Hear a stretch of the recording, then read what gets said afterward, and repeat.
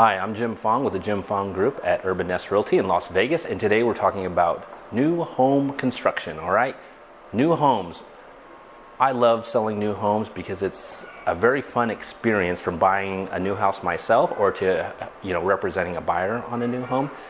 I think it's very fun to go choose all your own finishings for the house, whether it's countertops, the color of your cabinets, the size and shape of your sink, to the faucets and everything. That customizing your own home makes everything unique to your home. You're making it your own home. But the question I often get from my clients is, what are the options that I should get with the builder, and what are some options I should get with, do it afterwards, if I could save some money?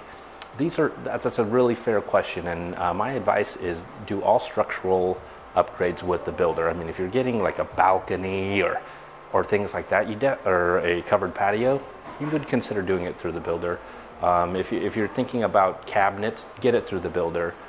Countertops, probably get it through the builder too. But things such as flooring and just light fixtures, you could probably do that on your own for much cheaper.